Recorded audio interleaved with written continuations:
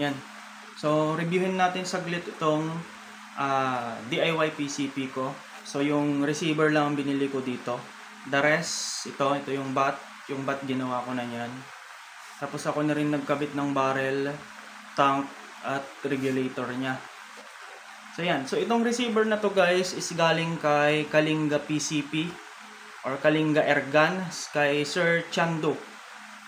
Yan, napakaganda po ng receiver na to kasi budget meal lang siya pero yung specs niya is pangmalakasan kasi naka anodized na siya. So ibig sabihin niyan mas iwas sa corrosion pag naka-anodized, lalong-lalo na sa loob. Sinilip ko pati yung loob niya may naka-anodized rin. So hindi siya masyadong magkakaroon ng corrosion.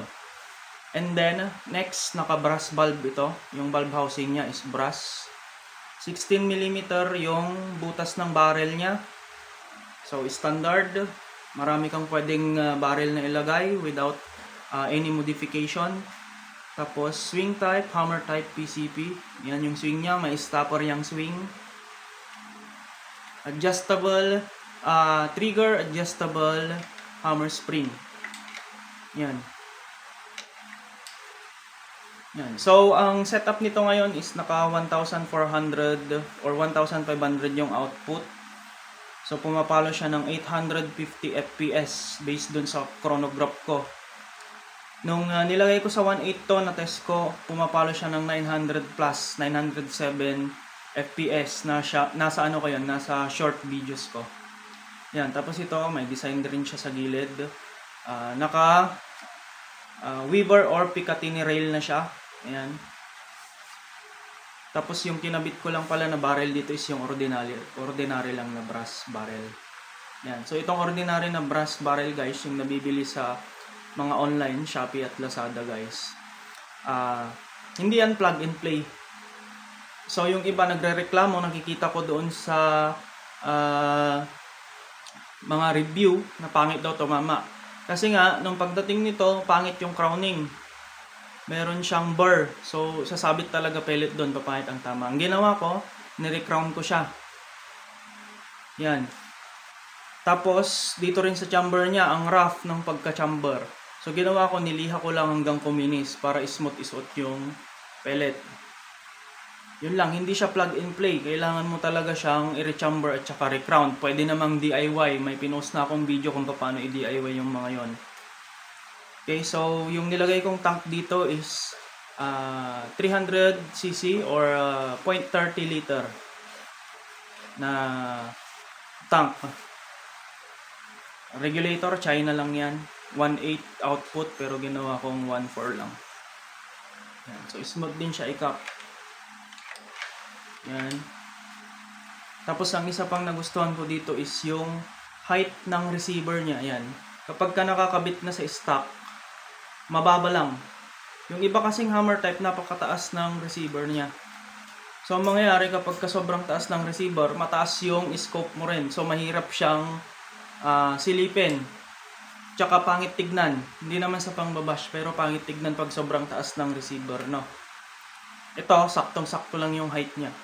Talagang napakaganda ng pagkagawa. So, 6 inches pala yung length nito. Itong receiver lang. Pag isasama mo yung hammer housing dito, nandito sa dulo, isaabot yan ng 9 inches. So medyo mahaba, no? Pero napakaganda. Ulitin ko lang, naka-anodized na to. Budget meal receiver pero naka-anodized. Napakaganda. Hindi siya magkakaroon ng corrosion. Tsaka hindi rin siya madaling magasgas. Yun lang. So ito, meron din siyang naka-engrave na marking at saka serial number dyan. Yan. So kung gusto nyo mag-order, i-PM nyo lang sa Kalinga PCP. Yung bat lang ang ginawa ko dito. Kung gusto nyo magpagawa ng bat, pwede kayong mag-comment sa YouTube. Ibibigay ko yung Facebook account ko. Gagawan ko kayo ng bat. Yan. So, simple lang yung design ng bat. Pang hunting, pang bench rest, pwede. Hindi rin siya masyadong mabigat. Sakto lang.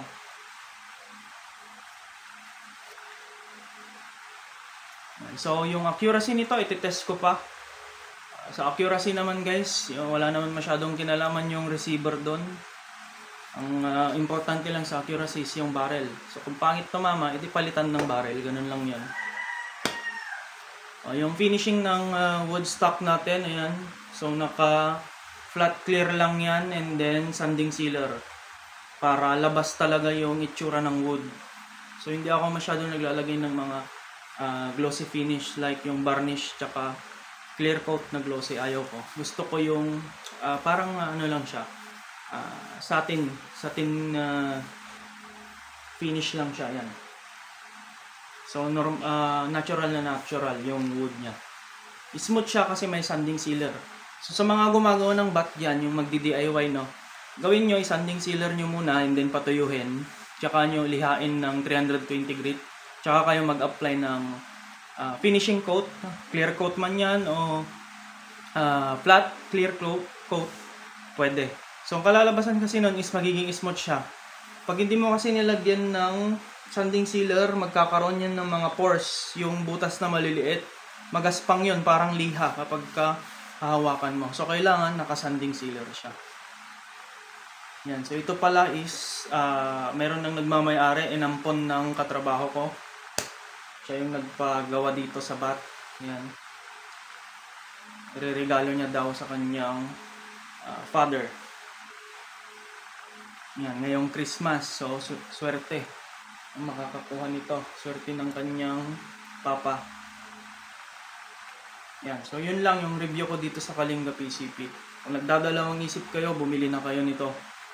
Napakamura. Ulitin ko ulit. Naka-anodize. Budget meal na naka-anodize. Sige. Bye-bye. Thank you.